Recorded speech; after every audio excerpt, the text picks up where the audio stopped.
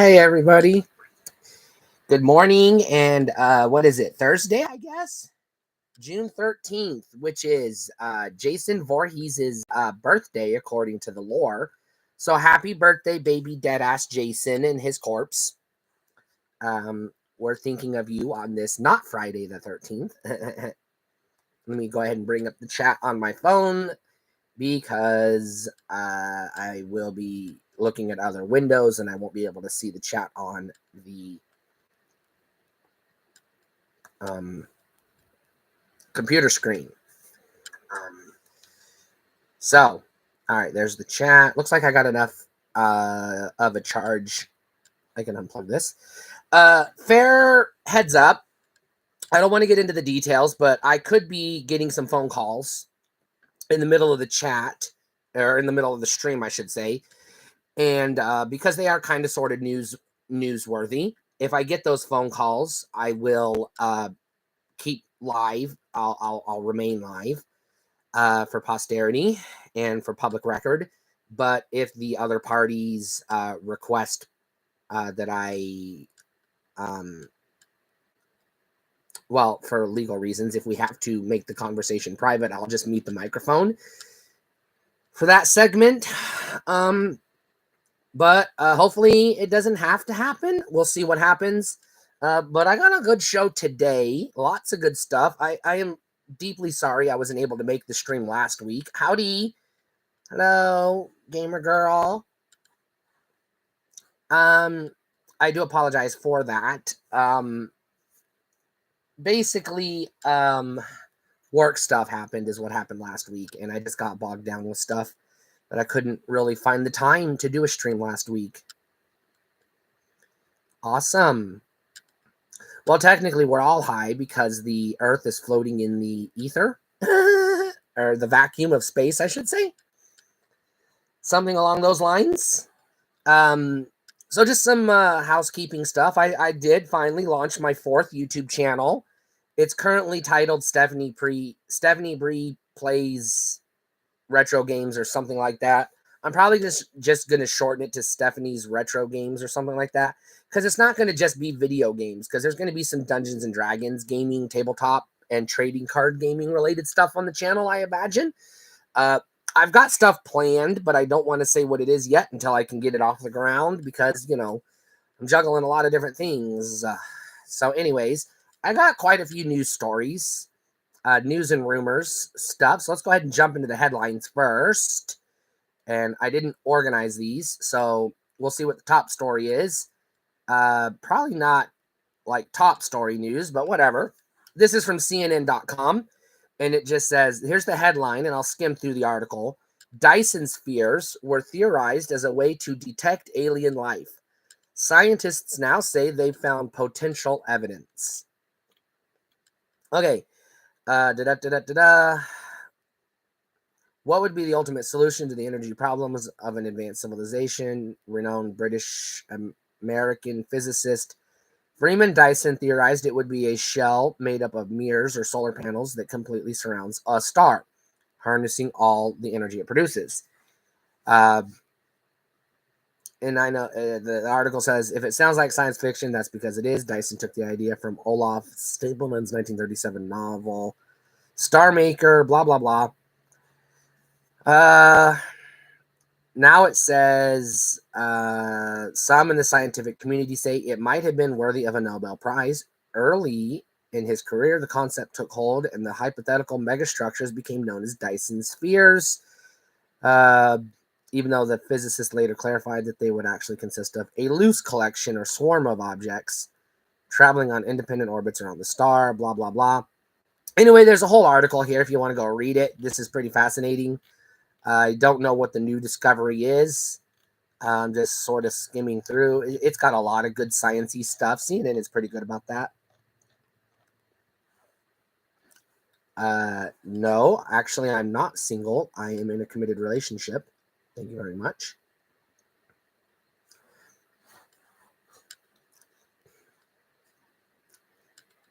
And that's all I have for this article, I guess. So let's move on. This is also from CNN, and it's also science-y stuff, and it says, quote, once-in-a-lifetime explosion will bring a new star to the night sky. Astronomers are expecting a new star to appear in the night sky anytime between now and September in a celestial event that has been years in the making, according to NASA. It's a once-in-a-lifetime event that will create a lot of new astronomers out there, giving young people a cosmic event they can observe for themselves, ask their own questions, and collect their own data. Quote from Dr. Rebecca Housnell, an assistant research scientist specializing in nova events at NASA's Goddard Space Flight Center in Greenbelt, Maryland. God, this is a wordy article. It'll fuel the next generation of scientists, she says. Okay. While a supernova is the explosive death of a massive star, a nova refers to the sudden, brief explosion from a collapsed star known as a white dwarf. The dwarf star remains intact, releasing material in a repetitive cycle that can occur for thousands of years. Blah, blah, blah. T Corona Borealis, otherwise known as the Blaze Star, is a binary system in the Corona Borealis that includes a dead white dwarf star and an aging red giant star. Every 80 years or so, this event occurs. The stars in the orbit, blah, blah, blah. All right, it's a pretty interesting article. It's on CNN if you want to go find it. Lots of curse. I think this is an amazing event, and I think it's worth discussing. This one comes from CBSNews.com, but I saw it on other websites. I'm just going to read the headline and sort of skim through why this is important. Sony Pictures buys dine-in movie theater chain Alamo Drafthouse. It is a movie chain. I have to close this. Go away. That faded during the pandemic before declaring bankruptcy 3 years ago. Has a fresh lease on life after finding a new corporate owner. Sony announced it has purchased Alamo and will keep its 35 locations open. The headquarters will remain in Austin, Texas. It will be a new division called Sony Pictures Experiences. As a part of the transaction, Sony also acquired Alamo's genre film festival, Fantastic Fest. Somebody from Sony says that this is an engaging entertainment fans outside the home in fun and distinctive ways, adding that Alamo Drafthouse's differentiated movie-going experience, admired brand, and devoted community fit well with this vision, blah, blah, blah. All right.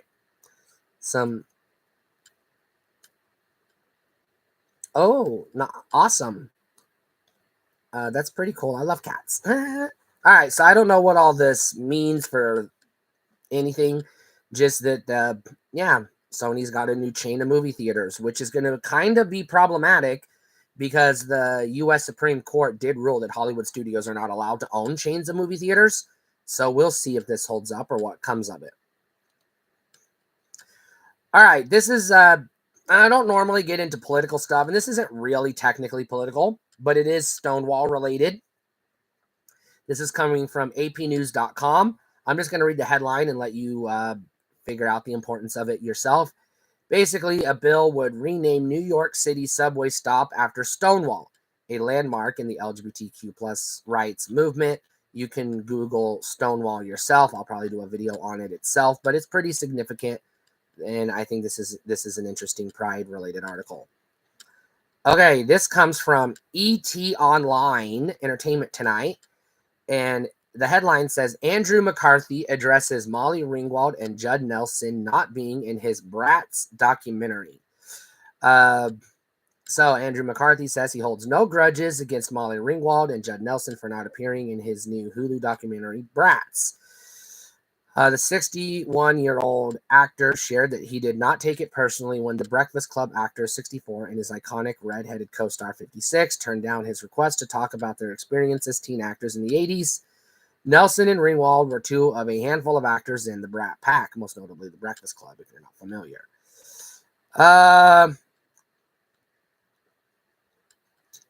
Let's see. Ringwald said, I mean, they both are in the film in a sense that there's a lot of clips and interviews and things, the Pretty in Pink star said. Ringwald and Nelson both. I take that back. I don't know who said that. But anyways, Ringwald and Nelson both appear in the film via archival footage and clips from the height of their fame in the 80s. Nelson also makes a brief appearance through a phone call at the end of the movie.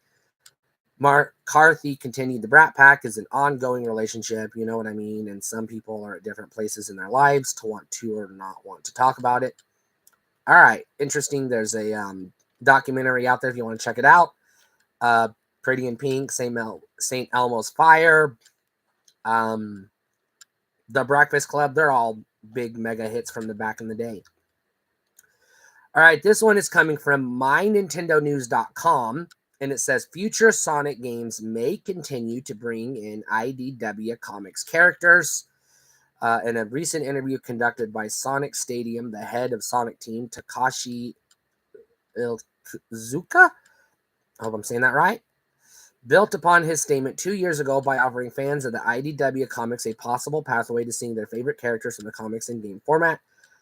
Some of those characters, such as Tingle the Lemur and Surge the Tenrec, are already playable in the mobile game Sonic Dash. All right, so just new characters from the comics coming to the video games. That's interesting. This one also comes from My Nintendo News. Suda51 says he'd love to release Killer 7 on modern consoles. Grasshopper Manufacturer is a studio known for being the ones behind the No More Heroes games. The company has moved on from No More Heroes entirely following the third game's release in 2021, but there's a bunch of other games they do. Killer 7 was an action game that released on the GameCube and PS2 in 2005. Video Games Chronicle recently asked Grasshopper Manufacturer founder and CEO Suda51 about bringing the game to modern consoles. In response, he said, "We would love to release it on current consoles as well, but we would need Capcom's permission to do that. I really hope to get it done someday." Killer 7 was one of the remnants of the infamous Capcom 5 deal that was supposed to be 5 big budget AAA exclusives from Capcom on the GameCube that once the deal fell apart, things went to shit, and Capcom and Nintendo have not been very good friends ever since. Don't really know what happened. All right, this one is also from My Nintendo News. It says Horizon Lego Adventures for Switch developed simultaneously with PlayStation versions and playable with single Joy-Con. There have been a number of previews of the recently unveiled Horizon Lego Adventures, which is in development for PS5, PS4, and Nintendo Switch.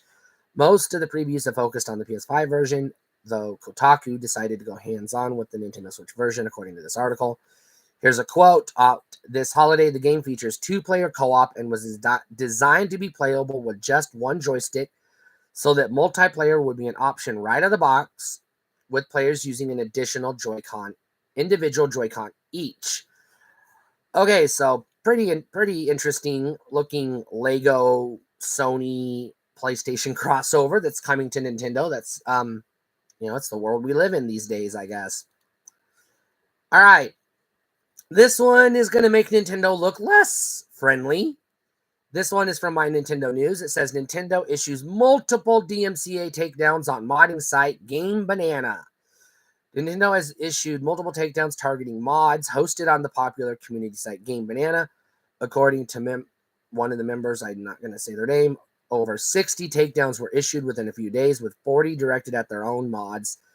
This wave of takedowns has left Game Banana profile devoid of any mod submissions. The targeted mods include a variety of custom content for popular Nintendo titles, notably mods for The Legend of Zelda Tears of the Kingdom, such as a randomizer and custom maps, blah, blah, blah. Additionally, mods for Super Smash Bros. Ultimate have also been targeted.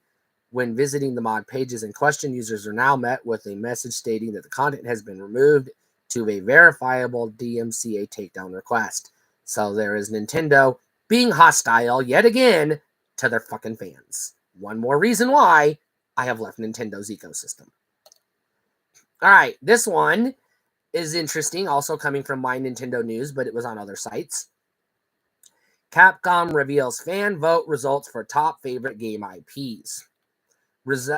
Okay, the results are separated into 2 categories. One is for Japan, and the other is for the rest of the world, blah, blah, blah. You might be surprised to hear that Mega Man did not only made it to the top 3 in both categories, but managed to be the runner-up in both. The number 1 in Japan is Monster Hunter, and the number 1 for the rest of the world is Resident Evil. Here we go. Rest of the world, number 1, Resident Evil, Mega Man, Devil May Cry. Japan, Monster Hunter, Mega Man, Ace Attorney. I don't think Monster Hunter has experienced any droughts, so why would anybody be begging for more Monster Hunter content when we're already getting excessive amounts of Monster Hunter content? Same with Resident Evil. Ace Attorney, Devil May Cry, Mega Man, those are franchises Capcom could reconsider revisiting, I would argue. But they literally just announced 2 new Resident Evil games, like earlier this week. So there's no drought on Resident Evil or Monster Hunter content, people. So chill the fuck out. All right.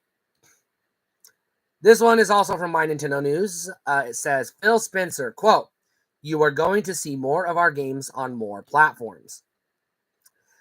In a recent interview after the event with the head of Xbox, Phil Spencer, it emerged that the company is rolling full steam ahead in bringing its games to other platforms. While this is unlikely to affect the current Nintendo Switch, it seems likely that some of the games showcased at the event will come to the more powerful Switch successor whenever it launches next year. We'll see. That's me. You can hear Spencer's comments in the video below. You can find that yourself. I'm not going to stream it. It is a video from IGM, it looks like. IGM Live, but this was on My Nintendo News. So, yeah, the worst kept secret in the gaming business is Xbox doesn't know what the fuck they're doing. We've known this since 2000. All right, My Nintendo News. Sonic Team open to bringing back Chow Garden in the future. This is exciting. Chow Garden, one feature that has been a favorite among a significant portion of Sonic fans, is the Chow Gardens, where players are able to take care of Chow and raise them to participate in events like races and karate tournaments. Chow Gardens haven't returned in almost 20 years, and it has been confirmed that Sonic X Shadow Generations won't have it either. However, for fans, there's still hope. Not long after confirming that there are no Chow Gardens in Sonic X Shadow Generations, that's a mouthful, Sonic Team head, I'm not going to try to say his name again, was asked about bringing Chow Gardens back to Video Games Chronicle. In an interview, he responded by saying that at some time, yes, because we hear the same thing. Everybody wants it. It was a big feature of the Sega Dreamcast games, Sonic Adventure and Sonic Adventure 2, the 2 heavy hitters on the Dreamcast platform, later ported to GameCube and modern systems later down the road. I think that's neat. Chow were fun. All right. This one comes from Nintendo Life, and it says, unofficial Nintendo World Championships cart smashes Kickstarter goal. An unofficial reproduction of the NES World Championships cartridge has been successfully backed via Kickstarter, raising a total of 16,593 pounds or euros. I don't know what that symbol is. I'm going to say pounds. At the time of writing, with an initial goal of 8,000 and change. Labeled as a new, quote, pro version to celebrate the upcoming 35th anniversary of the 1990 World Championships event, it will contain the original version of the cartridge alongside the new pro version. The pro version is more difficult, blah, blah, blah. Unlike the original, in which players started in World 1-1 of Super Mario Bros., you'll instead start in World 8-1. Meanwhile, Rad Racer starts at level 3, while Tetris will start at level 8. It is 140 euros, pounds. I don't know what these symbols are. 140 foreign non-US dollars, I'll say, for a purple cartridge of the game, while a limited edition gold cartridge, which is already sold out, signed by competitive gamers Robin Mihara and Thor Åkerlund, costs a whopping $350 foreign currency each. I don't know what that currency is. I apologize. It's not a dollar sign, and it's not, I don't know what it is. But anyways, it's either pound or euro. And I don't know the difference. I apologize. Ignorant American here. Nintendo Life. This is also from Nintendo Life. Nintendo is seeking more talent to help run its Switch Online service. It wants to create a, quote, lasting relationship with consumers. In other words, it wants you to give them access, unfettered, unlimited to your bank account. That's what that really means. On the back of the video game company showing positive signs of growth, blah, blah, blah, over the previous fiscal year, Nintendo is now looking to fill Switch online roles tied to game software development, front-end and back-end engineer services, and a director/planner job. And then Nintendo's president, Shuntaro Furukawa, has mentioned previously how the Switch successor will utilize the existing account system. All right, so Nintendo's getting serious about online. I don't know, 15 years since they went online, they're finally getting serious about it. Way to get with the times, Nintendo. Idiots. Anyways, whatever. All right, My Nintendo Life also has game Master Key is, according to them, an intriguing monochrome take on classic Zelda gameplay. There is a trailer I'm going to watch real quick. This looks like a Game Boy game. It actually looks more like Pokemon than Zelda, so I don't know what they're smoking. That looks like a Pikachu ripoff. That doesn't look like an elf. And he's not got a sword. That's some kind of, well, yeah, hookshot, I guess. Don't confuse Pokemons and Zelda. They're in two separate leagues. Zelda is God's gift to humanity, and Pokemon can eat shit. All right, I'm done with this. I'm not interested in that.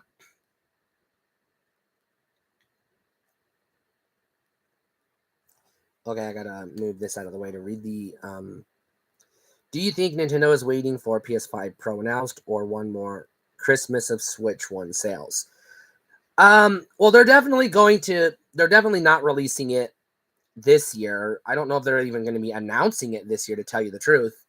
Historically, they would have announced it either at their own event in September or August, or they would have announced it at E3, which is, as we all know, basically a dodo bird at this point in time. So, PS5 Pro, I've actually got a headline coming up here shortly related to PS5, in fact. So I will address that when I get to that article. Here we go. Game Informer says PlayStation is rolling out update to allow players to join Discord chat directly from PS5. The headline says all you need to know. Yeah, you'll be able to connect to Discord from PS5. That's pretty interesting. I wish they would roll that out with PS4, but PS4 has been kind of, I don't know, it was sold to us in 2013, 14 as a social media experience or something like that, with its integration with YouTube and Twitch and Twitter. But they've rolled back a lot of that in recent months, so I don't know what they're doing. This one comes from GameSpot. It says The Batman's Robert Pattinson. Why not? Twilight's Robert Pattinson. Jesus Christ. Remaking 1980s horror movie. Possession, a cult classic horror film from 1981, is reportedly getting the remake treatment from The Batman star Robert Pattinson and Smile filmmaker Parker Finn. The duo are working together on the project, with the latter supposedly set to write, produce, and direct the movie. Possession remake has multiple studios vying to land the project, such as Netflix, A24, Paramount, and Warner Brothers. Meetings are apparently happening this week. Okay, whatever. Interesting, but probably should have been a horror trans article. Here's one from GameSpot.com. Netflix announces live hot dog eating competition with two legends of the sport. It is its latest live sports event, and unlike anything the company has done before, Netflix will host a live hot dog eating competition between two titans of the sport, Joey Chestnut and Takeru Kobayashi. The program is called Chestnut versus Kobayashi Unfinished Beef and is described as the ultimate hot dog eating competition. I will most definitely be watching this. Looks like it's happening on Monday, September 2nd. All right. This one is coming from Kotaku, and this is the PS5 article that I was referring to, which is why I wanted to save my comments on that for this article. PS5 is, quote, entering the latter stage of its life cycle, Sony says. Sony announced its third quarter earnings on February 14th, and they weren't exactly full of glad tidings. For starters, the company revealed it doesn't plan to release any new titles in its major franchises for the remainder of 24. We already knew this. Sony execs also said that its current gen hardware, the PlayStation 5, is nearing the end of its life cycle. According to Bloomberg's coverage of the call, the company predicts PS5 sales will slow in the next year. Looking ahead, PS5 will enter the latter stage of its life cycle.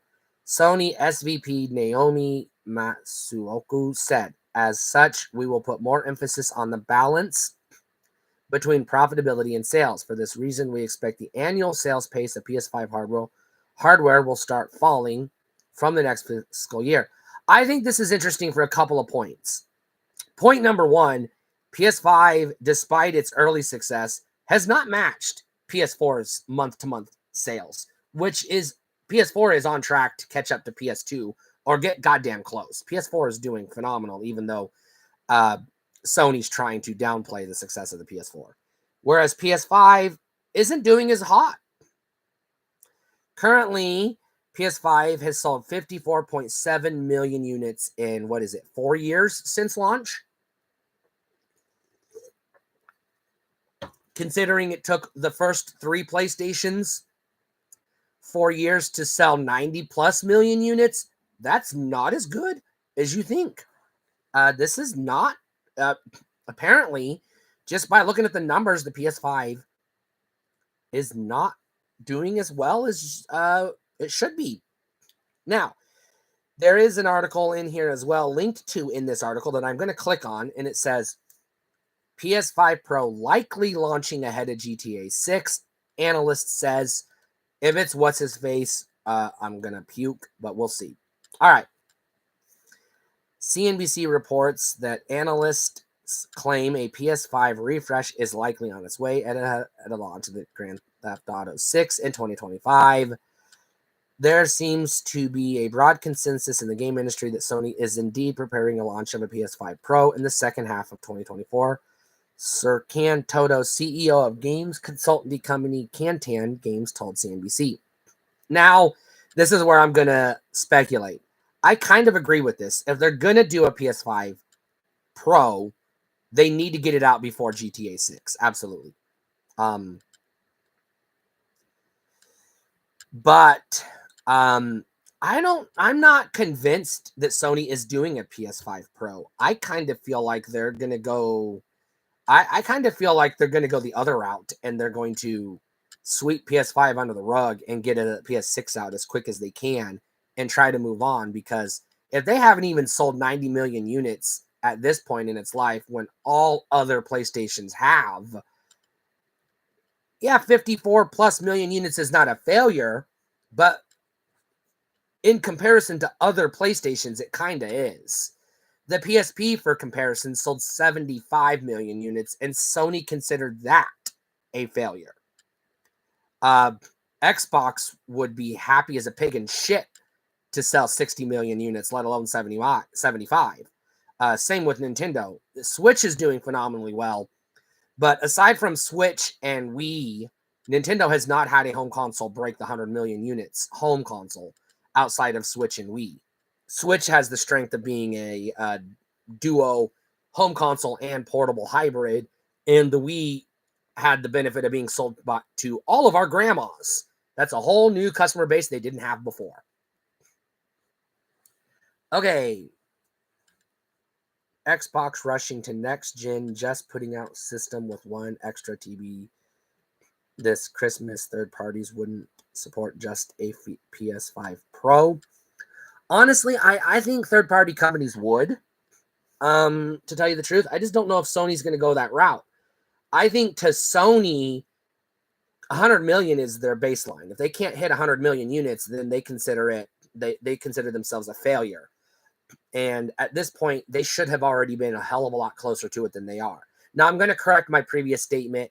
I forgot to mention that the PS3 struggled, and it never made it to 90 million units. But Sony does consider the PS3 a failure as well. And I know, it's all relative. To Sega or Microsoft or Nintendo, 80 million units is a damn good sales number. But to Sony, that's not. And that is how phenomenally successful PlayStation has been. That for them, anything under 100 million is a failure. And they have the track record to prove that, considering that they're the only hardware company making home consoles to ever sell 150 million plus units. And they combined between PS1 through PS5 have sold, just their PlayStation home consoles have sold more units than every other video game company combined. Atari and television, all the Nintendos, everything. That is how much farther ahead of everybody Sony is. Sony is video games. Everybody else is fighting for the crumbs. I know a lot of people don't like that, and it sounds like I'm a Sony pony, but the truth, that's just the truth. By the numbers, Sony is the industry. Everybody else is just playing in their sandbox. And I'm talking about consoles. Obviously, Steam is its own thing. PCs is its own thing. But even Steam is begging Sony to put their games on it. So, yeah, as far as video games industry is concerned, Sony are the leaders, and they've been the leaders since at least 1996. And that's just the world we live in. Will we get a PS5 Pro? I don't know. I'm not going to say no. I'm not going to say yes. I'm not convinced yet. Because honestly, PS4 Pro is the only time that we've ever had a 4. This is the phone call I was waiting for, so let me answer this and see where we are. Hello? May I speak with Stephanie, please? Yes, that's me. Hi, Stephanie. This is Mandy Thompson with the City of Twin Falls returning your phone call. Hi, how's it going? Hey, I'm good. How are you? Well, I've been better. Full disclosure, I am live on YouTube right now. Do you want me to mute the stream?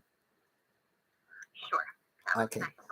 Okay, let me see if I can figure out how to do that. You can always call me back.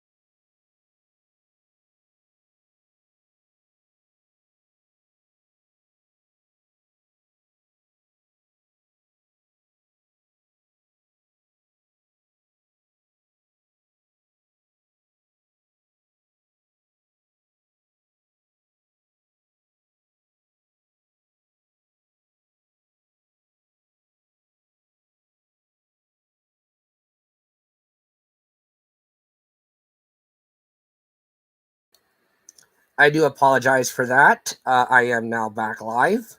I can't get into the specifics yet, but there's something going on that could be on the local news tonight. I'll get into that if anything happens, but I'm not going to say what until it does.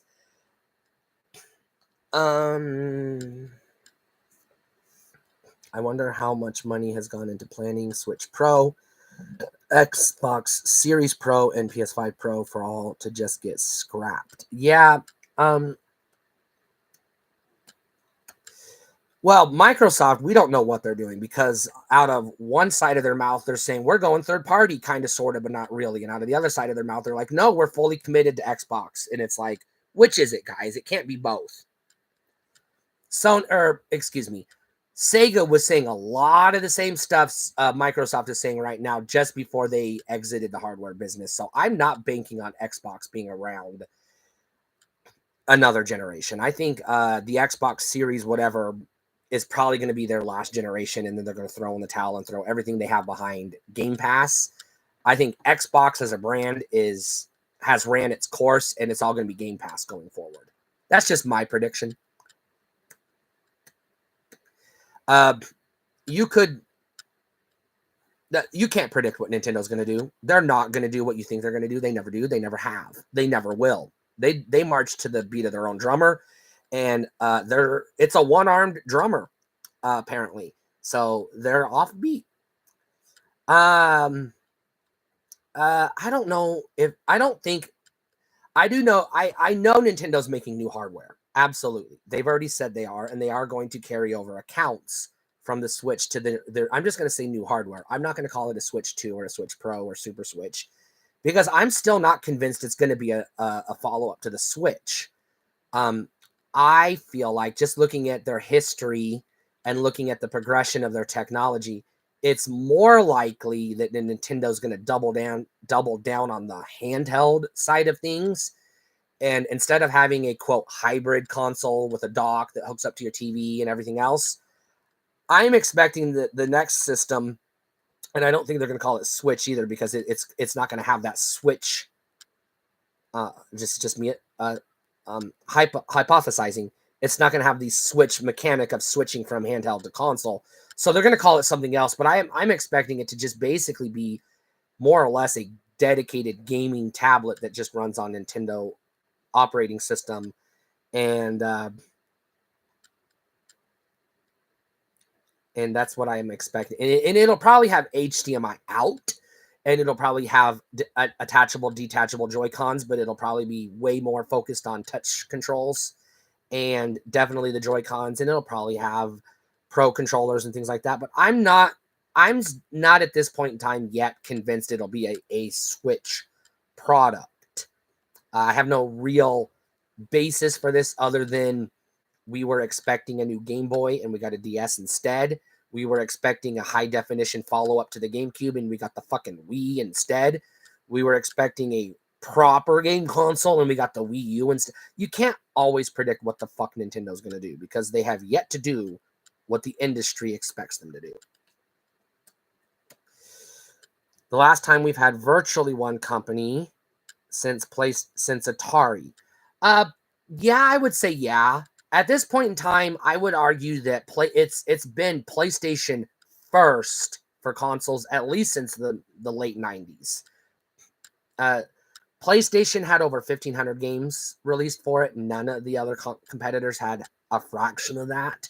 Not just sales, but just support. PS2 had almost 3,000 games for it. PS3 had almost 2,000 games. PS4 is nearing 3,000 games.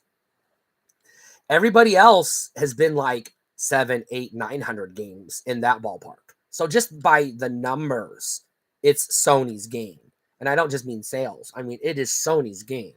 And it has been at least since the 90s. Yes, Nintendo has carved out their own little piece of the pie.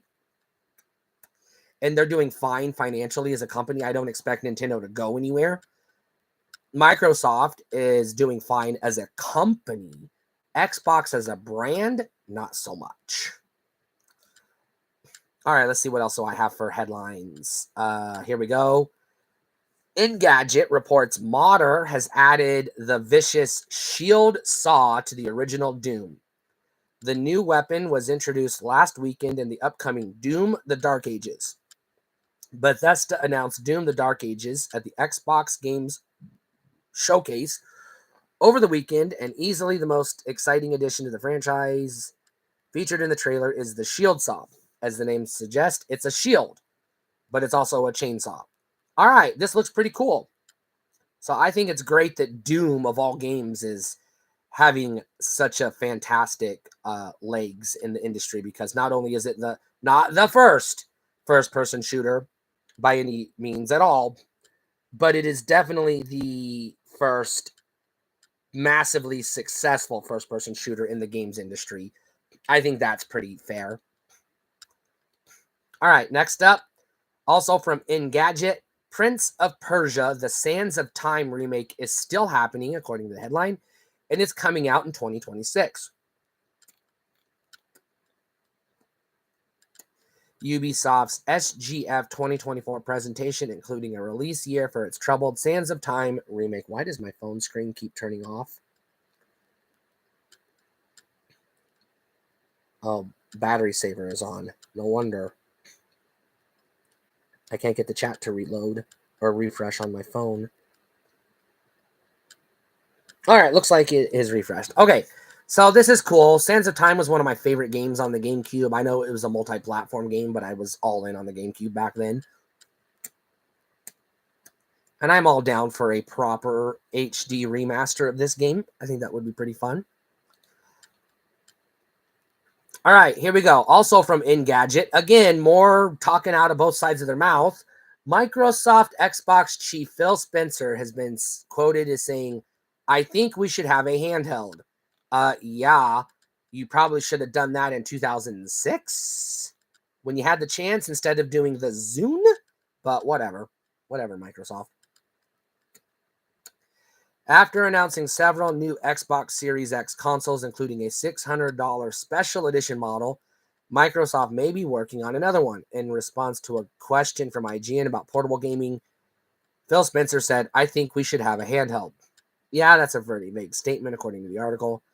Sony is kind of sort of dabbling with a new handheld. And I say kind of sort of because I don't really know if what they're doing qualifies as a handheld. And at this point in time, Nintendo is basically a handheld-only game company with a pseudo sort of home console offering, but not really, because the Switch Lite and the smaller versions of the Switch cannot connect to a TV or docking station. So Nintendo has pretty much abandoned the home console market. Well, for good reason, because it is, at this point, that's Sony's game. That's their sandbox. And they're not letting anybody else play in their sandbox. Not without jumping through hoops. To be fair, GameCube wasn't killing it in the market when they cooked up the Wii.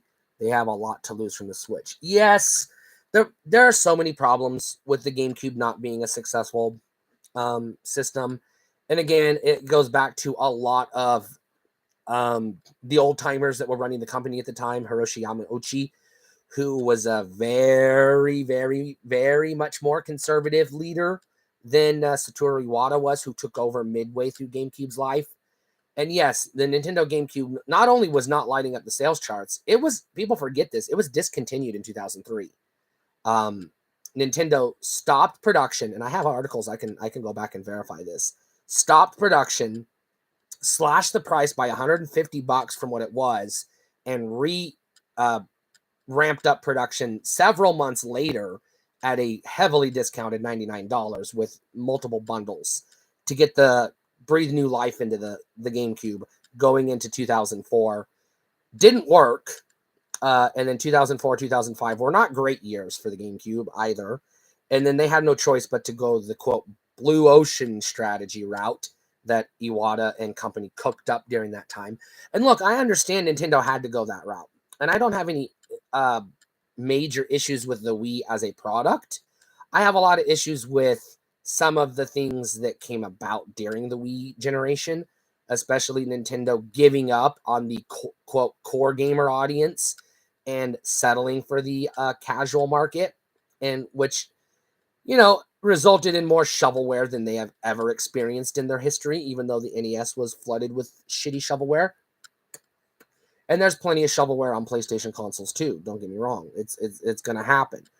But Nintendo took a different path.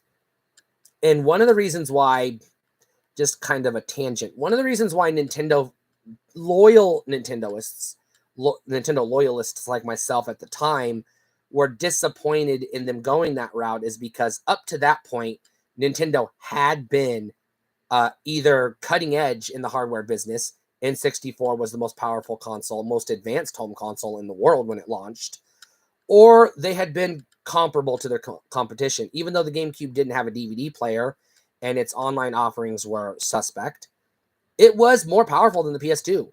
I'm not just on paper. When games were ported from PS2 to GameCube, they were noticeably more better graphics and better performance. There are games that run smooth as butter on the GameCube that run like ass on the PS2 because they were made for the GameCube and downgraded to the PS2. That was a pretty significant gap in hardware. PS2 was no slouch, but it went Dreamcast, PS2, GameCube, Xbox in terms of which ones were more powerful. The Xbox was even more powerful than the GameCube, and it didn't even sell well. In fact, at the end of the day, the GameCube and the Xbox more or less sold roughly the same number of units. I think the GameCube tapped out at 23.5 million, and Xbox capped at like 24, 25 million. And they were on the market for the exact same number of years. So the fact that neither one of them could even combined get a fourth of PS2 sales just again reiterates how massively, insanely successful PS2 was. Which a lot of that really was just right timing. It had a DVD player built in at a time when dedicated DVD players were hella expensive. Speaking of price cuts, big ones on Switches last year for Christmas. They have 0 games coming besides a couple remasters. I think Nintendo is going to milk the Switch for all it's worth because they're not known for doing price cuts when they don't have to. They do price cuts when their sales start to slump and they know that they need to boost sales to, attract third-party support. They're good. They're doing good in the sales right now. They've got pretty adequate third-party support for their customer base. And they're making more money than they would if they cut the price. So I don't see Nintendo doing that. Honestly, I know fans want them to because, at this point they should. Just because, hey, but if you go back to the Super Nintendo, the Super Nintendo came out in 91. The same day, it released the same day that Sonic the Hedgehog hit the market. And year to year, week to week, month to month, up until Sega released the Saturn and shifted their focus, the Genesis was crushing Nintendo. And so Nintendo responded heavily to Sega's dominance with massive price cuts really quickly. The Super Nintendo dropped from its $250 launch price to $200 by that holiday season because they weren't lighting up the sales charts, despite the fact that Super Mario World would go on to be one of the best-selling pack-in titles of all time. Ultimately, after Sega abandoned the 16-bit market and threw everything behind the Saturn, which they should not have done because nobody bought the goddamn Saturn, Nintendo was able to pull ahead worldwide. And when it was all said and done, more Super Nintendos and Super Famicoms were in the wild than Sega Genesis / Mega Drives. But if you break that down by region, the Super Nintendo did not outsell the Genesis. The Super Famicom outsold the Mega Drive.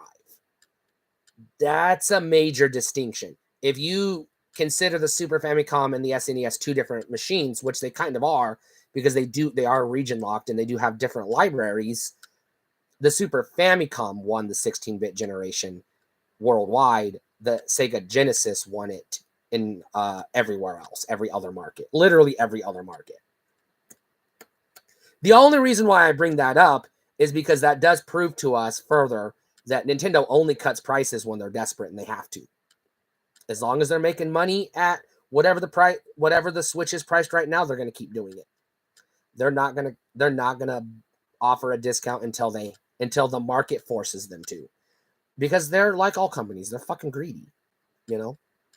They just really are. I mean, why else would they be sending DMCA takedowns on mods? Because they're fucking greedy and they're protecting their IP, because that's what they're all about. Profit, profit, profit.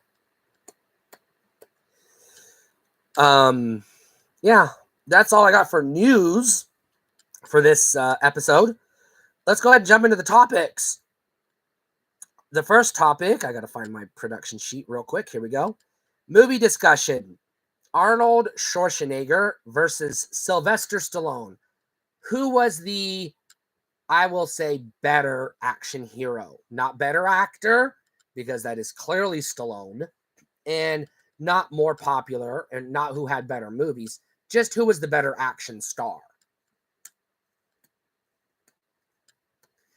I'm going to reference only the movies that were made up to 95, because after that point, both of those guys were kind of sort of shifting to comedies and, you know, B movies and things like that. Neither one of them had the box office draw that they had back in the 80s. So let's just talk about the bullet points. Arnold Schwarzenegger had Conan, fun movie, but not necessarily a blockbuster, and not a prime example of an action star. He had The Terminator, again, great sci-fi horror slasher thriller, not a great action movie, to be honest. There's barely any action in it. There's a little bit of action in the flash forward scenes in the future, and kind of a little bit of action, but more of a chase scene with some, you know, suspense than action in the climax of the film. Not really an action movie. Commando, textbook 80s action movie all the way through and through. Conan 2, again, more of a swords and sandal movie. Some action, but it's more like sword fighting. Not a lot of explosions, not a lot of, you know, machine guns, not a lot of, you know, there's action in it, but it's like on a smaller scale, you know. It's about as much action as a Rocky movie, which we're going to talk about in a minute. And then you had True Lies, which again is a textbook action movie. And you had Terminator 2, Judgment Day, which is a pure sci-fi action movie, probably the template for how to make an action summer blockbuster, all things considered.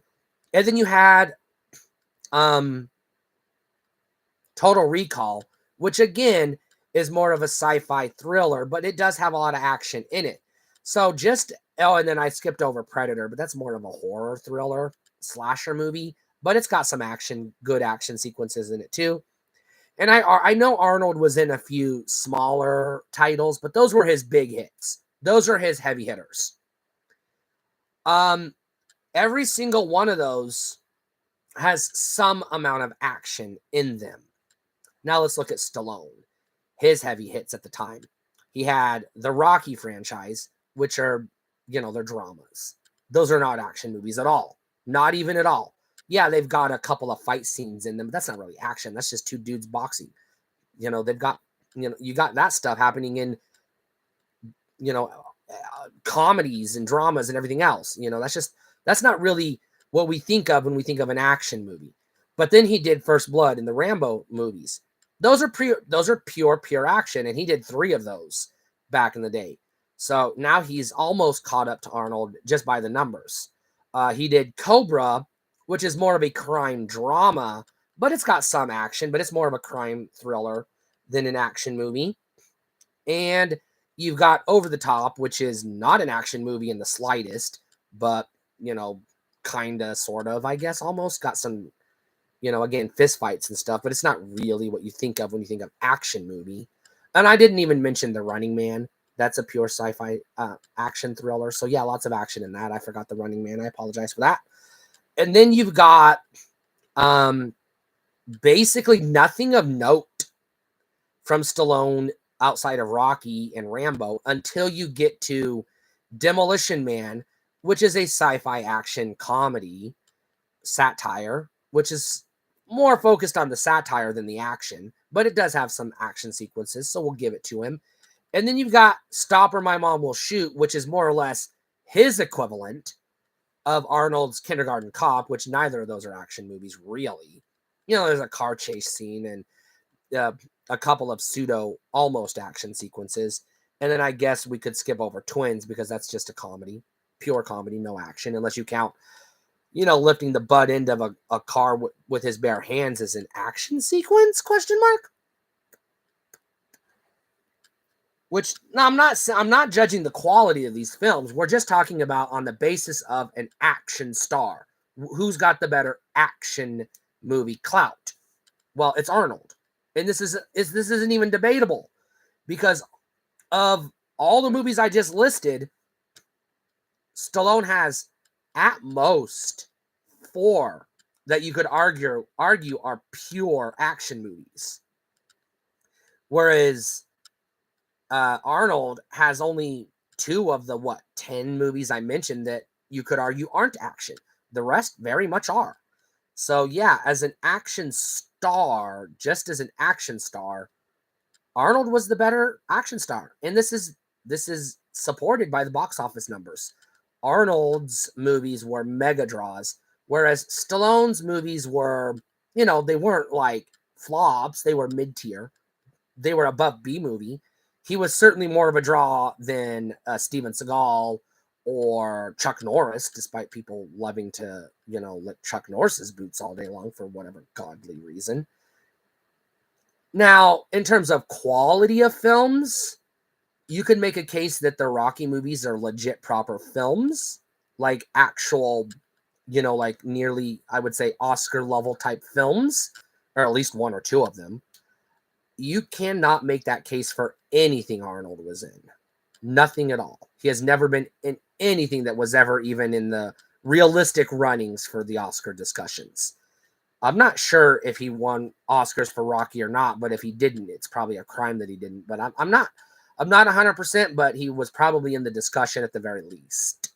So Stallone is more of a actor, more of a drama actor, and Arnold is more of an action hero, like an action figure. He's like a G.I. Joe, action figure just plopped into a random movie from time to time.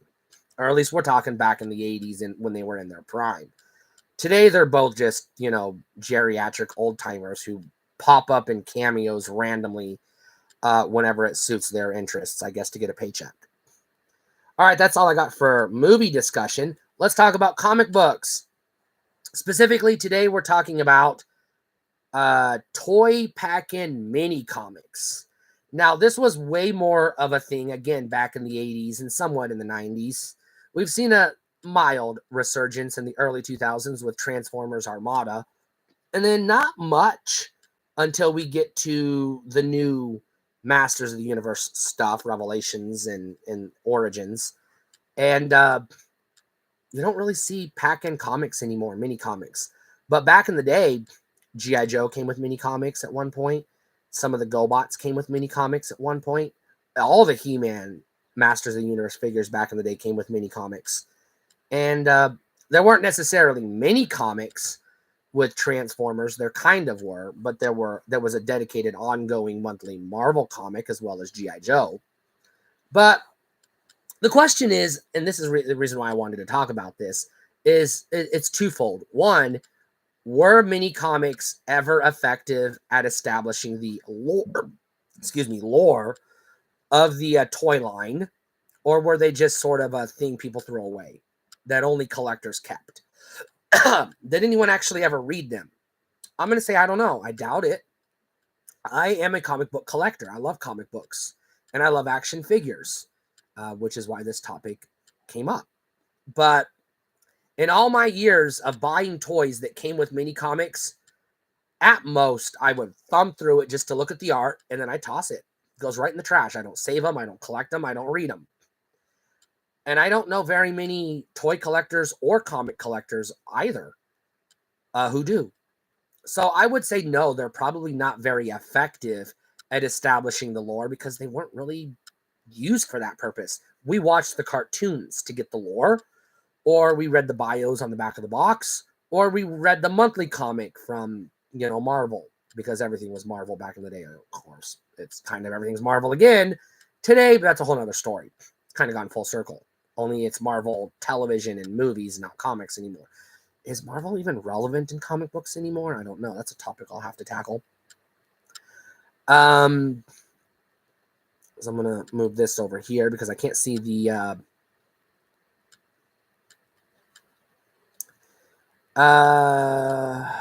okay, let's see.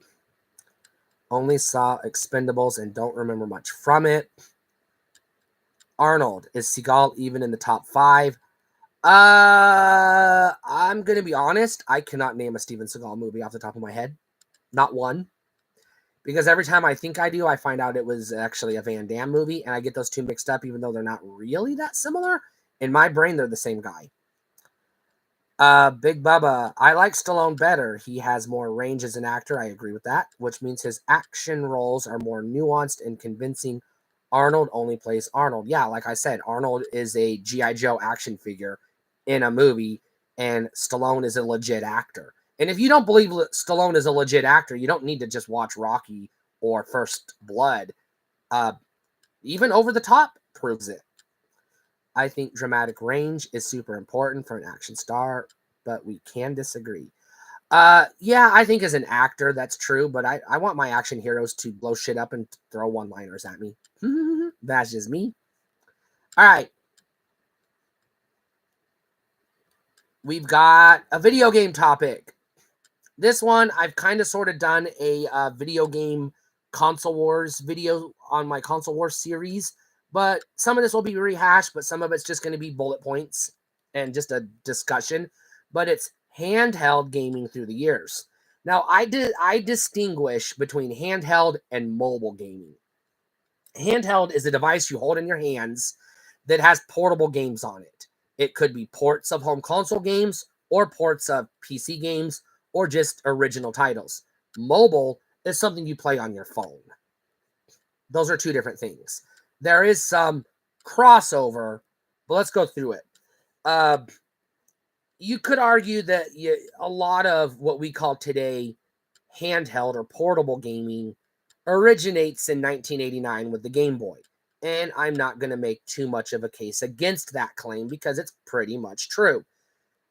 Yeah, you have to discount some less successful products that entered the market to pave the way for Game Boy, such as Vectrix and I think was it Microvision or something like that, as well as the Atari Lynx, which came out the same time as the Game Boy, within the same month or two, I think, as well as the Tiger handhelds and the Nintendo Zone Game & Watch, which is the predecessor to the Game Boy. So you have the beginnings of handheld gaming sprinkled throughout the 80s, but it really begins in the 90s when the Game Boy takes off, the Game Gear enters the market briefly, and then inexplicably just disappears because Sega was run by idiots back in the day. Probably still are, I don't know. And then you have a few one-offs like the Neo Geo Pocket. You've got the CDX, the PS1, which is the portable version of the PlayStation 1, which isn't truly portable. Neither is the CDX, but they kind of sort of are if you have the right accessories. And then the Sega Nomad and the Turbo Express, which are, basically what the Nintendo Switch is. It's a handheld that plays home console games, but it doesn't hook up to actually the Nomad and the Express do hook up to the TV. So yeah, they're basically the same thing as the Switch, more or less. And then basically from there on, it's Nintendo, the exact opposite of what's going on in home consoles. In the handheld world, the handheld industry has and always will belong to Nintendo. There is no competition. It's Game Boy or it's Nintendo DS, 3DS, or it's the Switch. PSP did well enough, all things considered, comparison, not that great compared to what Nintendo was doing. And does anybody even remember the Nokia N-Gage or the PS Vita? Maybe people remember the Vita just because it was a PlayStation product, but the N-Gage? Be honest, did you ever own an N-Gage? Have you seen an N-Gage in real life outside of a convention or a gaming store? I mean, just in the wild. Likely not. I'm going to say not because I never have. And I was actually one who would have bought an N-Gage had I had the money. just for the novelty. There have been other handhelds I'm glossing over, but again, statistically speaking, they were so insignificant that they didn't really matter. Honestly. So you have Game Boy, which was immediately followed up with Game Boy Pocket. People forget about the Game Boy Pocket, which was a half step between Game Boy and what we eventually got. Hello, Jimmy Joints. The Game Boy Color, which was based on the Game Boy Pocket redesign. And then we got another redesign with the Game Boy Advance, which also got a redesign in the form of the SP, and then later the Micro. And then we got too many Nintendo DS redesigns and 3DS redesigns for me to list. You got XLs and Lights and DSIs and everything else, and 2DS and new 2DS and blah, blah, blah, blah, blah. The list goes on. I would guess, and I'm probably not that far off, there's probably 20 to 30 different models of Nintendo DS branded hardware, and there's only two, like, generations of Nintendo DS and 3DS. But Jesus Christ, did they do a lot of hardware revisions back in the day. And then we get to Switch, which is basically, besides, I guess, Steam Deck, pretty much the de facto handheld gaming device, handheld portable gaming device today. Again, not counting mobile gaming as a separate thing. And again, I know there's overlap, but there's overlap between consoles and PCs and handheld and everything else anyways. There's always going to be overlap. But if you're in the market for a dedicated handheld gaming only or gaming first product, it's been Nintendo since 1989, and you really haven't had any legit viable alternatives. I love the Game Gear. I owned a Nomad. I have wanted a PSP for ages, but even I, as much as I talk shit about Nintendo, even I have this thing in my purse, and I take it with me everywhere I go. You know what that is? It's a DS. It's a DS Fat, by the way, the original, the OG motherfucker. Yeah, it's Nintendo's world as far as handheld goes, and it always has been. Is that a bad thing? Yeah and no. Yes, because less competition means, theoretically, it means less innovation, but Nintendo has somehow been good at, in the handheld market, consistently innovating from one generation to the next. Not so much in the console market, but, you know, they've had their innovations in the console market, but when it comes to handheld, Nintendo knows that's their business. That's their bread and butter. They know this, and they've known this for decades. Almost 3 decades at this point. So they're not going to change. They're going to continue to be handheld gaming first.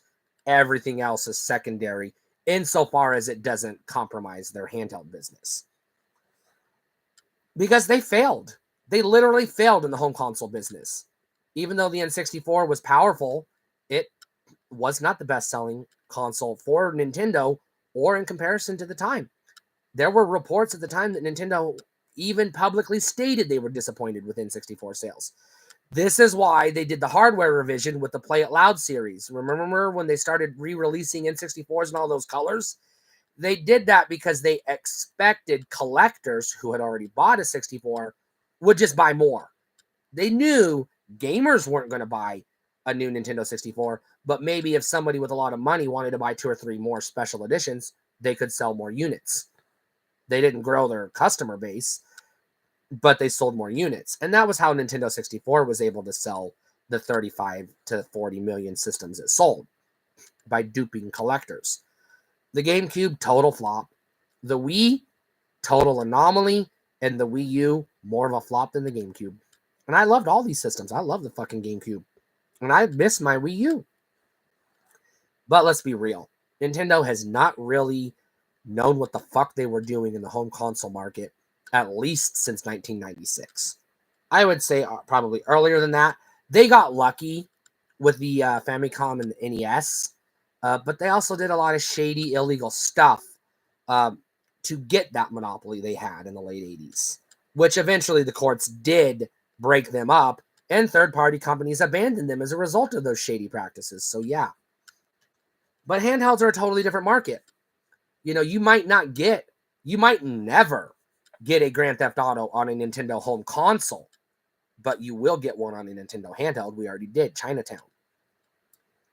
And that's always been the case. Sega was making games for Nintendo handhelds before they were making games for Nintendo consoles. And Sega's leaders at the time said, well, we don't have a handheld product on the market, so we're not really competing in that space, so it's okay for us. Yeah, that's true. Because the Game Gear, as much as I loved it, was a total flop. And the Nomad, as much as I loved it, and I miss my Nomad more than anything else, probably next to my GameCube, it was a total dud. Nobody fucking had a Nomad. I'm willing to bet nobody that watches this show had either a Game Gear or a Nomad. I'm not willing to bet very much, not money anyways, but I'm willing to assume nobody here has owned a Game Gear or a Nomad. But I'm willing to assume every one of you has at least owned one Nintendo handheld at some point in your life, or considered it. If you haven't owned one, you've considered it, I would assume. And that's the thing.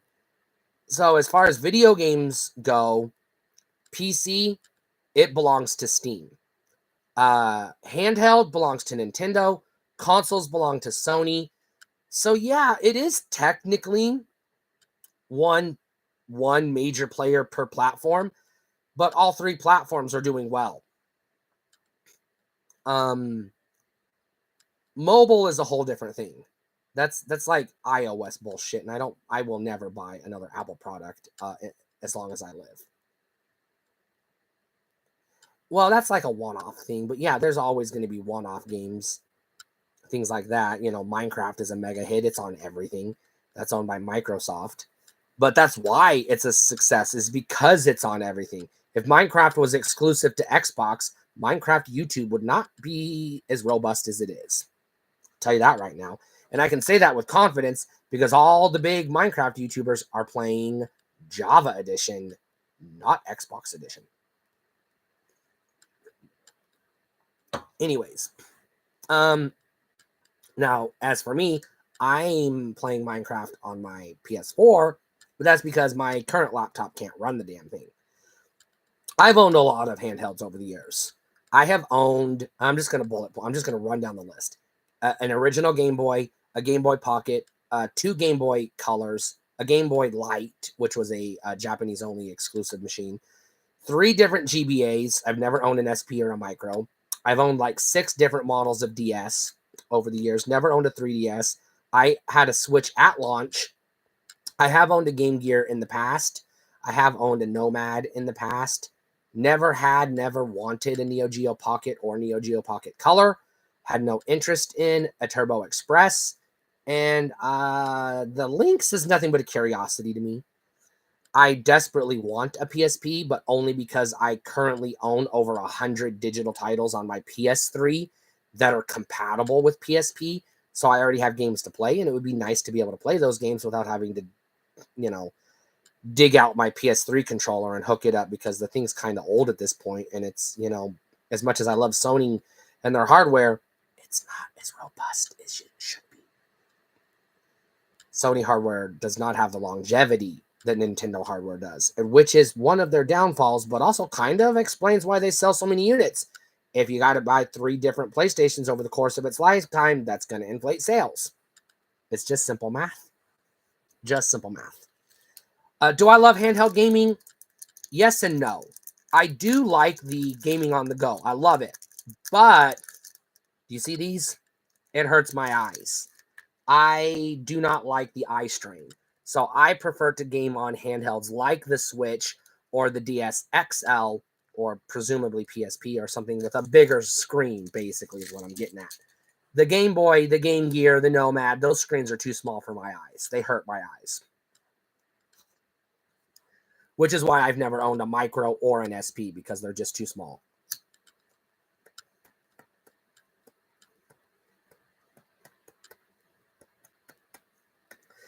Moving on, we got a food topic.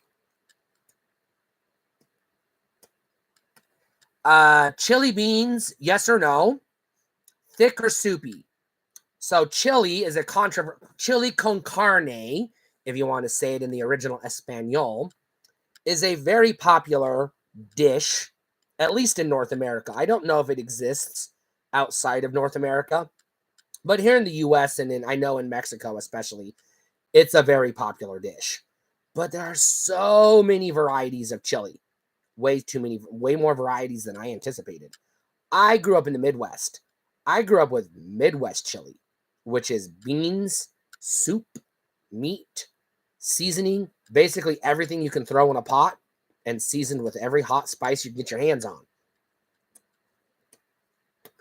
I like my chili with habaneros, but they're hard to find in some places. So I'll settle for jalapenos if I can't get habaneros.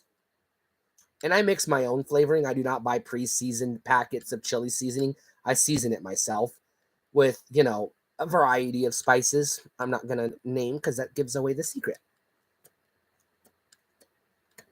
But my chili comes in a bowl and is very soupy. And you can put crackers or you can put shredded cheese on top. Diced onions are a must. I have to have onions in my chili. And I absolutely have to have beans in my chili. But then I moved to Texas, and Jesus Christ, do they take their chili too goddamn seriously in Texas. For one, if you put beans in your chili, they will shun you and publicly shame you. Publicly shame you. Because to them, beans don't belong in chili. To that, I just offer a middle finger like I often do, because Texas usually deserves a middle finger, because it's one of the most obnoxious people groups on the face of the earth. They're not all bad people. They're just obnoxious. And again, I'm generalizing and stereotyping, so I apologize. If you're an actual decent human who lives in Texas, I didn't meet you, and I didn't meet very many decent humans in Texas, to be honest. I just met a whole bunch of assholes. Mostly rednecks, and a lot of fucking Confederates, but that's a whole other topic for another day. But yeah, one of the companies I worked for had a company-wide chili cook-off, and my chili wasn't even allowed to be entered because it had beans in it. They said, no, we're not even going to enter that. That is not chili. They were that serious about no beans in the chili. Now, other people who tried my chili said they liked it, but it wasn't chili. And I'm like, well, outside of Texas, it is. But according to those Texans, nothing exists outside of Texas. The entire world outside of Texas is allegedly a barren wasteland. I don't know where they get this idea, but they have this idea, and they're convinced, like literally convinced it's true. Even though it's their dead-ass state that has a dysfunctional power grid. Fuck off, Texas. Yeah, I sat in the dark, in the cold, no heat, no electricity for 3 days because we got 1.5 inches of snow. 1.5 inches of snow shut down the entire state of Texas. Don't come at me, Texans. You're a bunch of fucking pussies. And I am saying that in a derogatory fashion, even though as a trans woman, yeah, I'd kind of love to have one. Beans go in fucking chili. Chili is also good without beans. Now I want some chili. Ha ha ha ha. Now, if I'm eating a bowl of chili or making a pot of chili, to last me all winter, because that's what I do in late October, early November, I'll make a big giant pot of chili, and it will last me all through November and December. I'll just eat chili dogs, chili burger, bowls of chili. Yeah, I want beans in my chili. But if I'm having a chili dog at a fair or something, some type of outdoor event, or if I'm putting chili on my nachos at like a 7-Eleven or something, no, I don't want beans in it. I've had vegetable chili. That's not chili. It's literally called chili con carne. Carne means meat. You can't substitute meat for anything that isn't meat in a meat dish, because then it's literally something else. It's like if you substitute fried chicken with fried broccoli, well, then it's not fried chicken anymore. I'm not anti-vegetarian. I eat a lot of vegetables, and I'm all for, vegans and vegetable lovers, vegetarians, etc., getting whatever they want. That's fine. But let's not change the definition of words. Come on. Anyways. Thick or soupy? That's the next question. Should it be thick, or in other words, dry, Or should it have some fucking moisture? As in, tasty and savory. I can't stand dry chili. It's got to have a little soup in it. Or else, to me, it ain't chili. I can put chili on a baked potato. It's delicious. I love it. Chili is a great, very versatile food. It can be a meal or it can be a side dish or a topping. It's a very versatile food group. And depending on what you put in it, a bowl of chili can be your entire day's worth of nutrients. Music topic.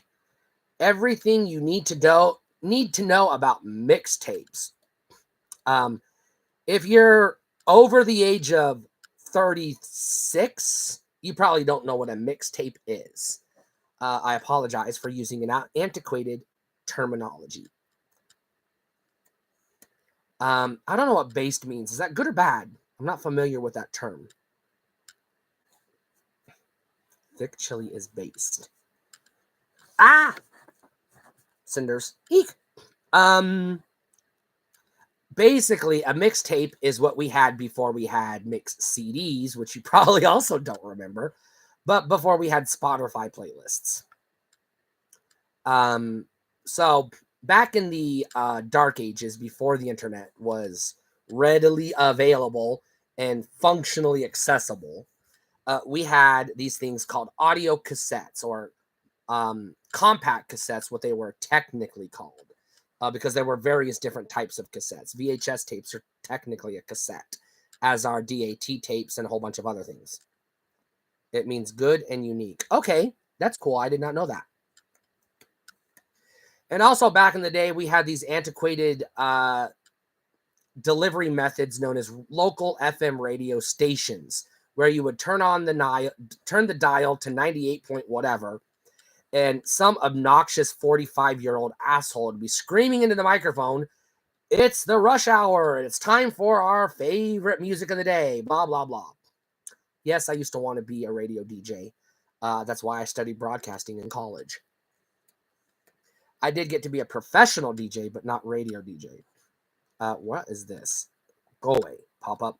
Why am I getting pop-ups? I have an ad blocker. My ad blocker gave me a pop-up. Jesus Christ. Fuck off. Anyways, so what you would do is you would literally sit in your bedroom with a cassette tape deck, usually a boombox or a stereo deck or something that had access to dual cassettes. And what you'd do is you basically put a tape in, hit record, hit pause immediately, and then wait for a song you liked to come on. And then as soon as it started, and the DJ stopped talking over the intro, because he always fucking did, because like I said, they were obnoxious. Then you hit the pause button and let the song record, remembering to tap pause before you get to the outro, because the DJ's voice is going to come back.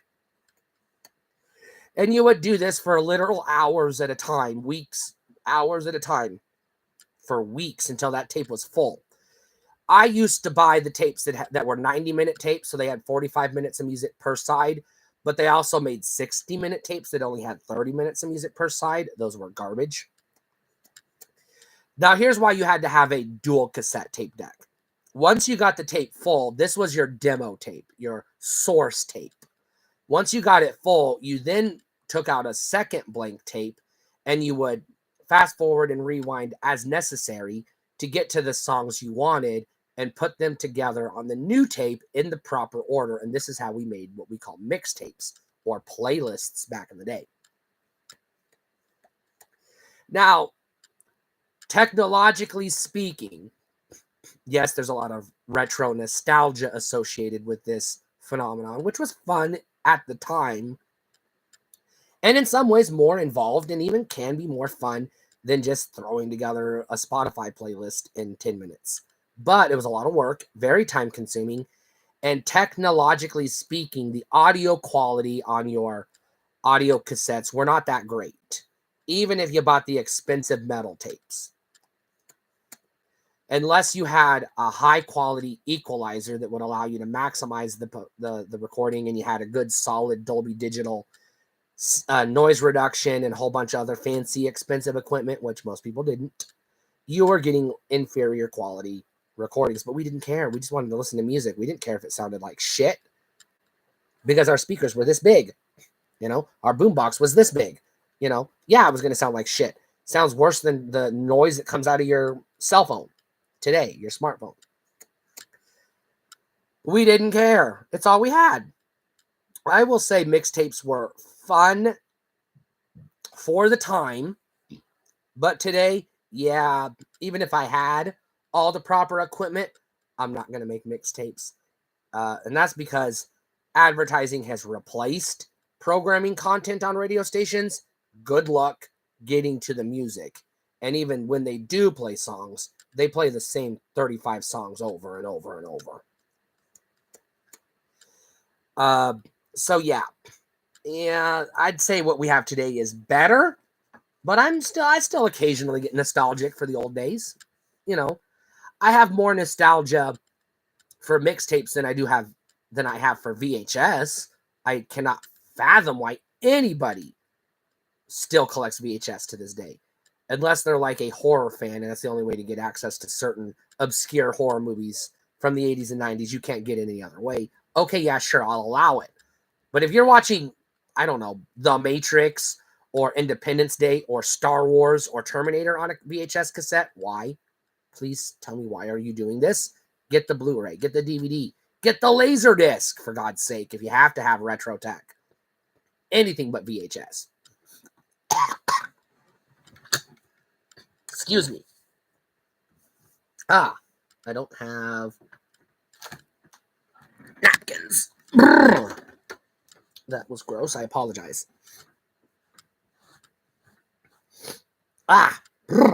Anyways, that's all I got for mixtapes. That's my show. We've now reached the random thoughts, which is also where I answer questions as people ask them. So random thoughts. Today, my first random thought is, what the fuck is wrong with people who eat carrots? You're not Bugs Bunny. There's no reason to eat carrots. Even if you're going to dip them in ranch dressing, celery or pickles or even broccoli goes better in ranch dressing than a carrot. Why do people eat carrots? I cannot figure this out. I do not put carrots in my stew. I do not like carrots in my pot roast. I just don't eat carrots. And I cannot figure out for the life of me why anybody would eat something that literally tastes like dirt. I can't figure it out. It's the same issue I have with coffee. It's just liquid dirt. I can't drink liquid dirt. I drink liquid poison instead.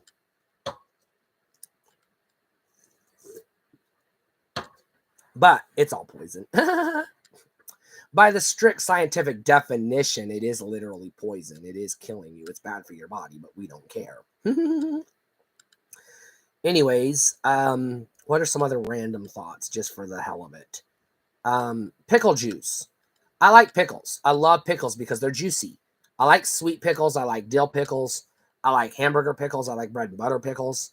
But I can't stand pickle juice. I don't want like the pickle juice on my thing. I know that's contradictory. I don't drain the juice out of my pickle necessarily, but I don't suck the juice out of my pickle either.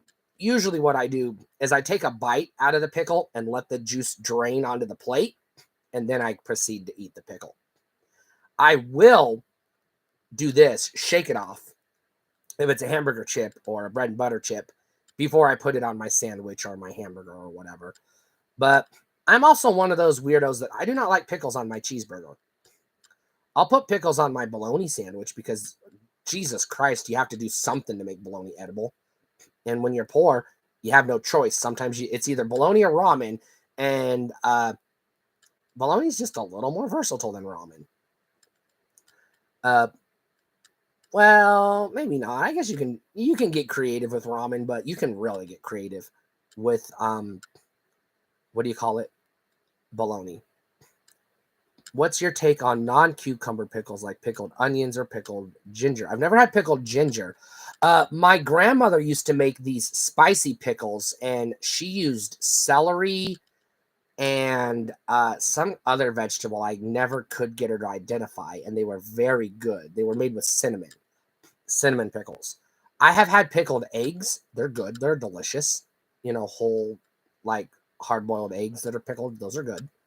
I've never had pickled onions, but that sounds good. I love onions. I can eat an onion raw. I can literally take an onion out of the, whatever I keep my onions in and just eat it like an orange or an apple or whatever fruit you eat. I love onions. I put onions in everything. So yeah, I would be willing to try a pickled onion. I live in southern Idaho at this moment in time. I don't know if pickled onions are a thing here. I would pass on ginger because I don't like the taste of ginger. I can't stand ginger ale. So I don't know if a pickled ginger would taste good, but I'm willing to try other types of pickled products. I'm willing to try. I'd like to try pickled beef jerky. I think that would be an interesting taste because beef jerky is already dried. It's already like dehydrated, I guess.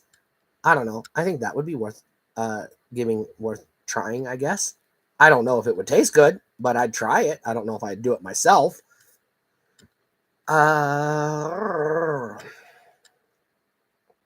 Here's a random thought. When you go to the gas station, the 7-Eleven, Circle K, or whatever, what are your favorite go-to hot prepared foods? Do you eat the slice of the pepperoni pizza?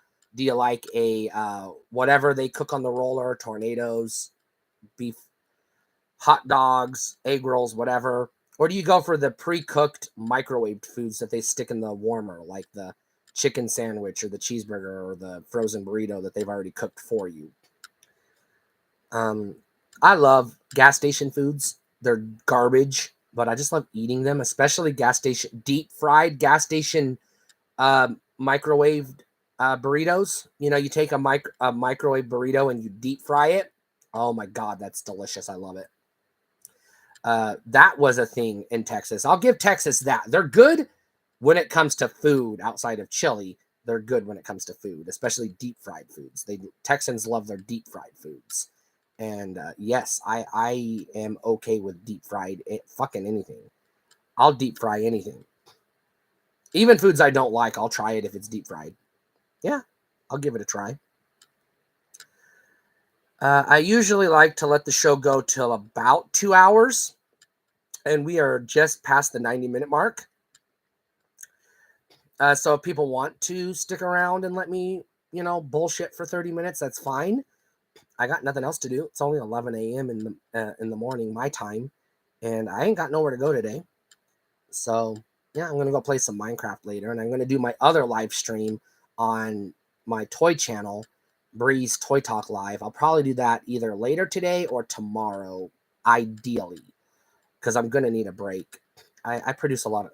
I do about 30 videos a week of various types of videos. So I do a lot of videos. I do a lot of talking to the camera. So every once in a while, I gotta let my vocal cords rest. I did put in the description links to my other products. I have 2 books on the market right now. One is a horror suspense thriller. The other one is just a collection of basically ghost stories and poems.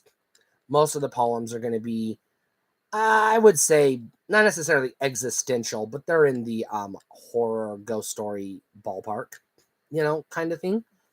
Worth checking out if you're interested. I hope, if you still read. And these are available in ebook format if you don't want to buy a physical piece of paper. So that's something you could check out if you're interested. The links are in the description of this video and all videos going forward. I am in the process of writing 2 new books. I have a fiction novel I'm not going to talk about that I have started. And then I have my memoirs, which are finished. The book is done. I just got to go back and, clean up some stuff and make some corrections, things like that. Maybe rearrange some of these sections. But that book is tentatively scheduled to be published in October. It's not my entire life story, but it's a lot more detailed than what you typically get in my YouTube videos. If you're curious, why would you be interested in reading a book about my life? I was a professional DJ. I was a journalist for 7 years. I've had encounters, we'll say, and experiences with a lot of celebrities of various degrees, pseudo celebrities, and what we would say, I guess, legit celebrities. Rich people. I've done a lot of cool stuff. I've been on road trips with professional wrestlers, WWE professional wrestlers. I've done a lot of fun, cool, interesting stuff, and I think it's worth reading. I think it's a fun book. I had a very fulfilling life at only 42 years on this earth. Done a lot of cool stuff. Maybe not as much as some people, obviously, but I've still done a good fair share of interesting things. I think people would get a lot out of reading my book. That comes out sometime in October this year. It does have a title, but I'm not going to say what it is yet. But it's done. It's just ready to go. I don't know if this other, I'll just say horror novel that I'm writing will get finished before then or not. But even if it does, I will not publish it before then. I plan on publishing it next year at some point in time. And I don't really want to give away what it's about yet because I want to actually get some chapters written and done behind me before I talk about it more. Because right now it's basically just an idea and an outline, and part of a chapter's been written so far. So it's just it's too early to really talk about too much, because I've got 12 books on my hard drive that are in various stages of disarray. None of them are getting finished anytime soon. So there's no guarantee this one gets done either. But I am currently inspired to write. So I am writing in my spare time. Once a week, more or less, on the Discord, which you can get to by going to patreon.com/Stephanie Bri and signing up at $1 a month is all. You can join our Discord server. Once a week, we try to get together and watch a random movie. And I'm looking for suggestions of what movies we should watch. I'm going to say nothing's off the table, but there are some movies that are off the table. We're not watching Human Centipede or anything in that ballpark, but we will watch other horror type movies, sci-fi movies, kids movies, cartoons, anime, as long as it's not hentai. And movies, not adult films. And I mean adult films, I don't mean R-rated movies. I mean, you know what I mean when I say adult films. I don't have to get into it. Yeah, so no Deep Throat. Speaking of Deep Throat, true story. We watched it in my high school government class, I think it was. Yes, we watched the movie Deep Throat because the teacher wanted us to have context for what the term Deep Throat meant when we were learning about the Watergate scandal. So yeah, she made us sign permission slips, getting permission from our parents to let us watch an actual pornographic film in high school, which we did. It was an uncomfortable experience because it was a mixed class of, genders. So there were people in there that probably didn't feel comfortable watching, we'll say what happens in that movie. Somebody eats a hot dog, but it's not made out of beef. And that's all I'm going to say about that. Yeah, I went to a weird high school in Nevada. It was a different time, I don't know what times are like today, but it was a different time. I went to high school before Columbine, so it was a totally different world. We didn't even have a concept of a school shooting or anything like that.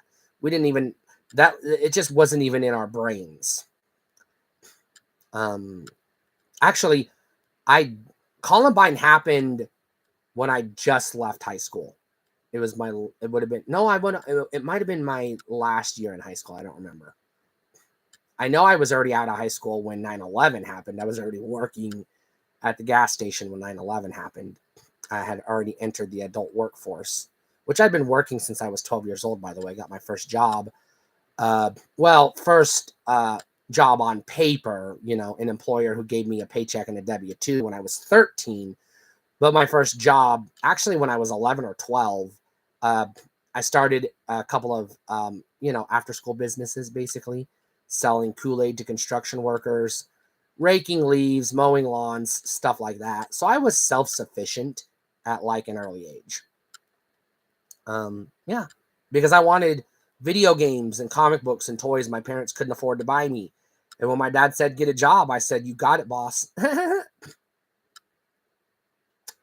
And that's what I did. And I've been working ever since, pretty consistently since I was 11 or 12 years old. I've had a lot of jobs. I've had over 110 jobs in the course of my life. Do you support the Second Amendment? I don't usually like to talk about politics on this channel, especially hot button issues. I do support the Second Amendment exists. It is a legal document or a part of a legal document. It is legal principle in the United States. So as a legal concept in the US, it exists. And I acknowledge that it exists and people have a right to own a gun. I do own a gun, by the way, and I do support people's right to own a gun. But I still think that we should have some limits on what types of guns you can own. Maybe not as much on who can own a gun, but we should have some. We should find a way to stop dangerous people from getting guns, but I don't know how to go about doing that. I'm not going to speculate on what we should do. I just think somebody needs to figure something out. But that's as far into the Second Amendment or any of the constitutional matters I'm going to get into currently at this point in time. Part of that is because I'm not a constitutional law professor. I have a little more than a basic understanding of parts of the Constitution because I took 400 level communications law classes in college, but most of my expertise involving the law centers around the First Amendment because that's what I studied in college. I am 1,000% a proponent of the First Amendment. That one I'll stand behind, but I'll also stand behind basically the entire Bill of Rights. I think some of the stuff in the Constitution is open for interpretation or probably due for some updating, but I'm not going to get into the specifics of what that means. What is a better game franchise? Jak and Daxter or Ratchet and Clank? Ratchet and Clank, hands down. I couldn't get into Jak and Daxter. I tried. I had the trilogy, the HD trilogy on PS3, and I had the Ratchet and Clank HD collection on PS3. So I did not play either of those franchises on their native PS2 hardware, but I had a lot of fun with Ratchet and Clank. I gave up on Jak and Daxter within just 20-25 minutes, if that. I'm not a tremendous fan of the 3D platformer collectathon type games. I like some. I like Mario 64. I did like Battle for Bikini Bottom, despite my utter hatred of all things SpongeBob. That was a fun game. I'll give it that. And I am currently enjoying Hat in Time on PS4. I know it's available elsewhere, but I'm playing the PS4 version because that's what I have access to. I will say if you like any 3D platformers, you should check out A Hat in Time. I would say it's at least as good as Mario Odyssey, but maybe not as good as Mario 64 or Sunshine. Those are the gold standard in how you make a 3D Mario game. We don't talk about Galaxies. I wish Galaxy didn't exist. I hate that it does exist, and I don't hate that people like it. If you like it, I guess. Don't expect me to like it. I don't, and I won't. I hate that game. Odyssey was pretty good, though. I don't have much of an opinion on other 3D platformers because I don't have much experience with them. I did play Knack for a couple of days when I got my PS4 because it was one of the first games I got. I wasn't impressed with it, and I didn't play it for very long. I do like some of the Donkey Kong Country games. Tropical Freeze was pretty good, but I don't think that's a 3D platformer. I think that's a, 2.5D, I guess they call it. My favorite, not setting aside Super Mario 64, that's God's gift to humanity. That's the greatest 3D platformer ever made. Nothing will ever touch it. I'm not going to budge on this.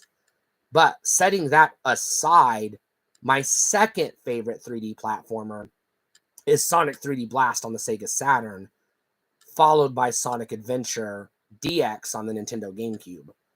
And I still prefer the GameCube version to even the HD version I have on the PS3. And that's partially because I prefer the GameCube controller to the PS3 controller. I don't hate the PlayStation family of controllers. It's just At this point, we're used to it. We've gotten used to it. We've accepted it as a culture, but it is not an ideal design.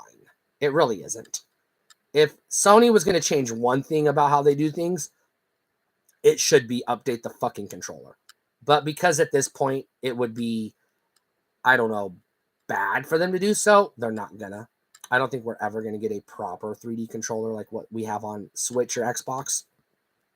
On a PlayStation controller, we're kind of stuck with the DualShock, and that's just going to be, as long as Sony's making PlayStations, the DualShock is going to be their controller. That being said, I would rather play on almost any controller but a DualShock. It's just not comfortable. It hurts my hands. It's too small and it cramps. It really hurts my hands. My hands never got hurt playing anything other than, the only game controllers that have ever hurt my hands are every PlayStation controller, the original NES square piece of shit, and the Nintendo 64, whatever that was, Trident or whatever the fuck it was. Those are the only consoles that ever physically hurt my hands. Everything else, the Dreamcast, the Xbox, the Genesis, the Saturn, those were all good controllers. I know there's debate on, 3 buttons versus the 12 buttons or whatever on the SNES, but I liked even the Genesis 3-button pad. To me was a better pad than the Super Nintendo pad, but I had a 6-button pad anyways. Ever played Dark Souls? I did play one of the Dark Souls games. I don't remember which one, either on PS3 or Wii U. I can't remember. And the reason I can't remember is because I had another game that I think was called Dark Side or something like that, Dark Siders or something. And I can't remember which game was which and which game I had on which console. Needless to say, I wasn't good at either game, so I didn't play either of them for very long. But if given a second chance to go back and revisit, I would. Obviously not on a Wii U. But, if I could get it on PS4, I'd try it. But I'm not going to pay like $35 for it. If I can get it for like $12 or less, yeah, I'll try it. But at this point, I need a new hard drive before I can add any more games to my PS4, because I've got like 20, 25 games sitting in a closet that I can't even install because I don't have the storage space on my hard drive. And I don't have any games that I want to uninstall from my hard drive. So I'm kind of in limbo in that regard right now. And my laptop is not capable of playing video games because my RTX NVIDIA GeForce GPU died, and now my laptop is basically a piece of fucking scrap metal at this point. Which sucks, really does, but what am I going to do about it? I ain't got the money to buy a new laptop, and I did take it to a repair shop to get it fixed, and they told me the GPU was dead and there was nothing they could do. So what are you going to do about it? I do have another channel where I play retro games. Currently, it's mostly Sega Genesis at this point, but I'm going to add SNES, Atari, and NES in the future. But I'm also expanding retro games to not just mean video games. I'm going to try like some trading card games and tabletop role-playing games and D&D and stuff like that. So I might rename the channel to something more, indicative of that change, but not yet, not today, not this week. If I do play any video games this week for the channel, it'll be Cool Spot. That's the next one on my list of games to play. So if you want to watch me play Cool Spot,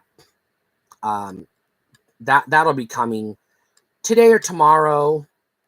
If I can't get to it by today or tomorrow, it'll be next week. But that's the next game I plan on playing is Cool Spot for the Sega Genesis. And the only reason why I'm doing Genesis right now and I haven't got to SNES yet is because I haven't taken the time to set up the emulator on the SNES or the NES to be able to record yet. And it's complicated. But as soon as I get the bugs worked out and I can just, start a video, play the game, and then, upload the video. Once I get it streamlined and I can do that, I'll start doing SNES. And NES and Atari 2600. I might, if it's doable, I might try N64, but because it's a retro channel, I'm not going to play anything newer than that. Coke, Pepsi, or Dr. Pepper? Coke, Coca-Cola for the cola, but I actually prefer Mountain Dew products. So Pepsi for the, because they make Mountain Dew products. Dr. Pepper has a strawberry cream soda Dr. Pepper I really like that is sometimes hard to find. If I come across it, I'll drink it, but regular Dr. Pepper, no. And that's a note on Mr. Pibb as well, or Pibb-X or whatever they call it. I don't know. The knockoff, we'll say. But I prefer like fruity drinks, fruit flavored drinks, like fruit punch, which is what this is. This is a fruit punched energy drink. I'm not showing the front of the label because, it's not a sponsored video. And unless they're going to give me money, I'm not going to, promote their product. And my channel's way too small for that at this point in time. Yeah, I don't really have anything else that I want to talk about. So I guess have fun, everybody. Thanks for watching. Thanks for participating in the chat, and stay cool. Please do have a good day.